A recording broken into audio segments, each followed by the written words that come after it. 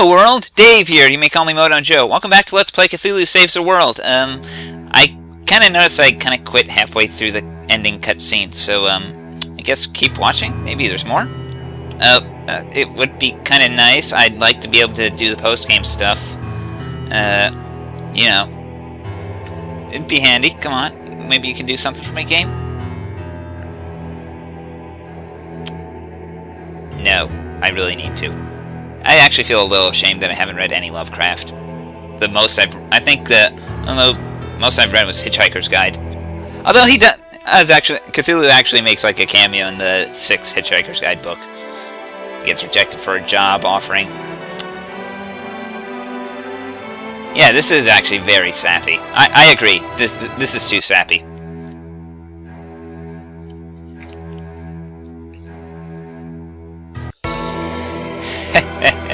Earn your happy ending. Is that the way you want it?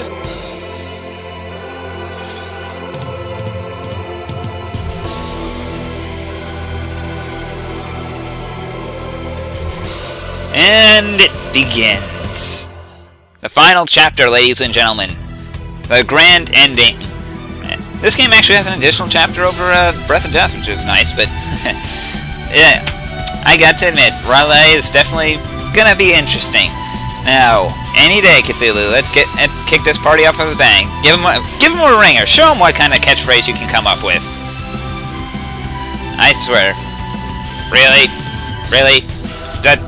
That's pathetic.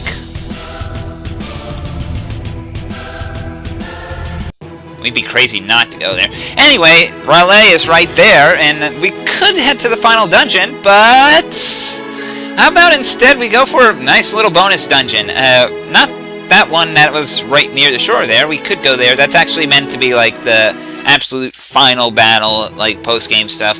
Instead, let's go to the one that I happened to show off earlier. You remember this one? Let's go ahead and right into the Astral Cave, ladies and gentlemen. This is actually, if we went here earlier, we would be absolutely demolished. Right now, well, it'll be interesting to say the least. There's still quite a few challenging enemies that we'll have to deal with here, but so far it's nothing out of the ordinary. 15 battles and one huge maze, just like the Ice Cave. So this is actually going to be just as activating, although there's less treasure to be had here. Anyway, we got a couple new enemies, Executioners and Nightmares. The Executioners have pretty strong melee attacks, but they're pretty single target, not too much of a threat. The Nightmares, on the other hand, well, they live up to their name. Let's just watch and see. I'll tell you this. Yeah, they cast Void, and if you find 3 of them in a group and they all cast Void, oh, it's just going to be game over, and you're going to have to suck it up and use a 1-up. Sorry, ladies and gentlemen, this battle against this particular group layout, you actually kind of have to hope that the AI roulette doesn't spin in against you. That's the only advice I can tell you, that if they all void, your life is void, and you're going to have to use a 1-up and just swallow it. I'm thankful that this isn't like Breath of Death, where that would mean reloading a save. That was painful. And here we could get a choice between either raising Sting Strike to ludicrous levels of damage, or taking Seal to shut up pretty much any group of random enemies we'll find. I think the Seal is probably the better choice there. And here we can actually choose between 2 passive abilities that can permanently boost October's status. Elemental attacks. I prefer electricity any day. The Earth, it's like Quake is like, it has that combo finisher thing going for it, and it doesn't really do a very good job at that, so I really find this dungeon to be a real maze. Anyway, we got a new enemy here, Planewalkers. These guys are annoying. They have really high magic defense.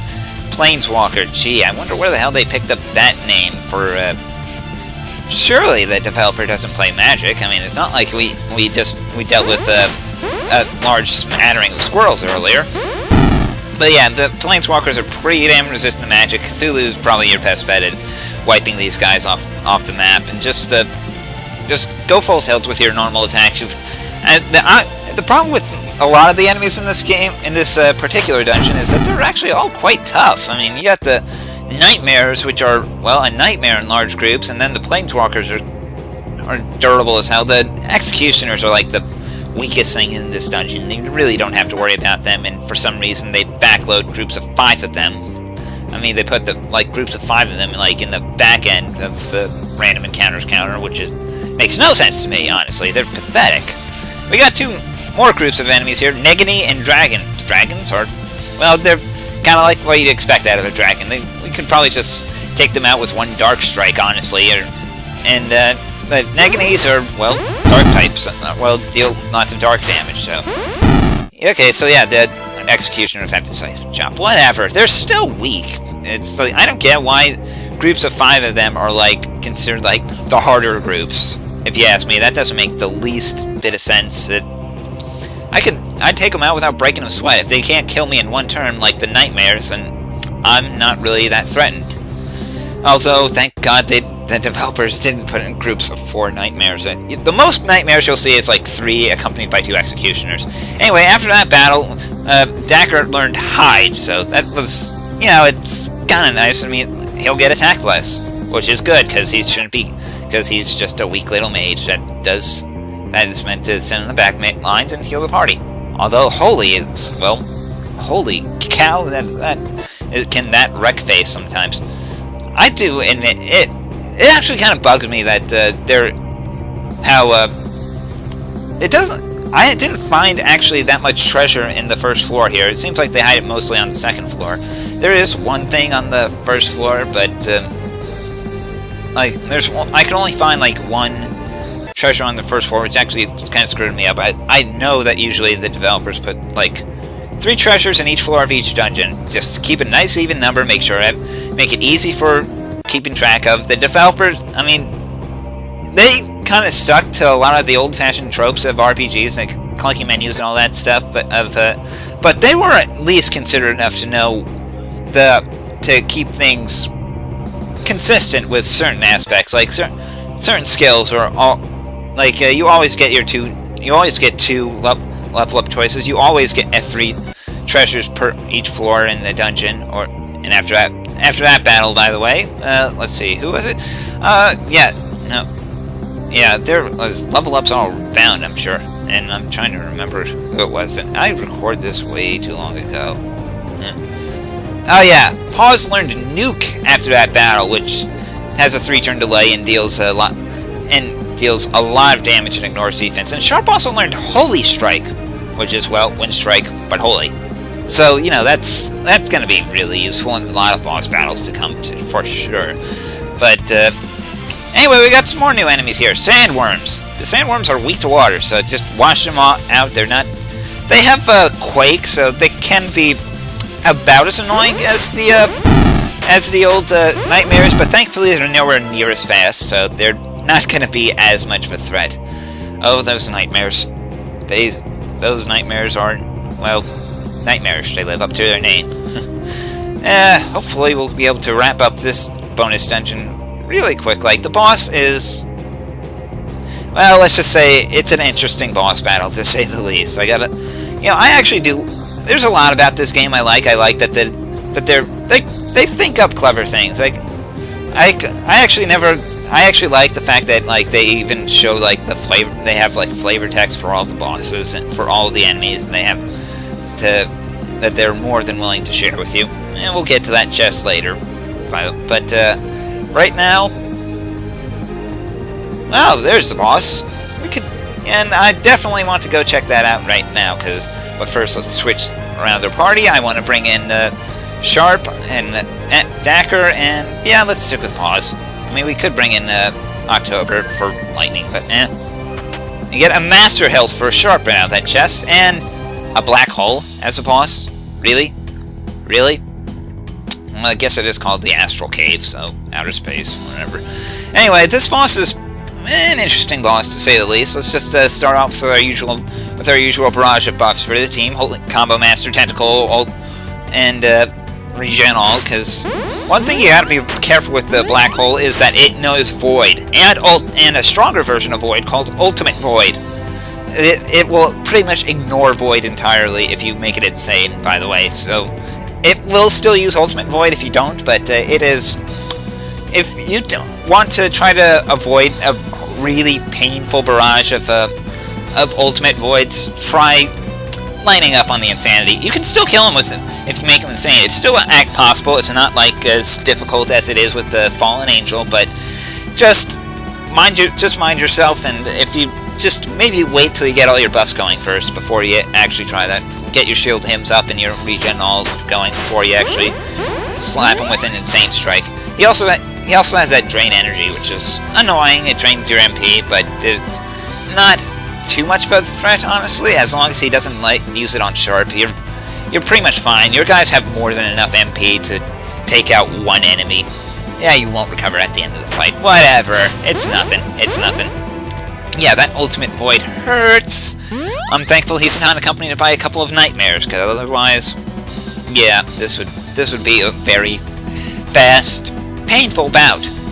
But yeah, this Dark Hole's not too much of a... The Dark Hole's interesting, to say the least. Just build up your combo as fast as you can. It's not that hard, and then just go in for a... Once you get him down to like 10,000, I think, and he's insane, maybe go in for a nice little Reckless Strike. And just, yeah, definitely Fearless... Oh, Reckless Strike, Fearless Charge. I keep forgetting the actual name of the thing. Whoops, whatever. There we go, taken care of like it's nothing. Buffed up Paws with the Antimatter Claw is just tears into these bosses. I definitely will be using that a little bit more instead of October. I mean, hey, ignoring defense is anything. But the Master Hilt, I love the shout out to good old Zelda there, but damn it, that is something. It boosts strength and gives a solid amount of defense bonus there, so that's something to look forward to. And in this chest, 80,000 gold. Jeez Louise, I will remember to buy that dress the next time I record, Dave.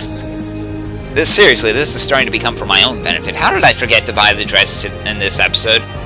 I don't know what's wrong with me. I have very, very poor memory, so I'm actually surprised that I can get away with that I remember half the stuff about this game that I do, because it's I probably should stick to blind Let's Plays are just annoying.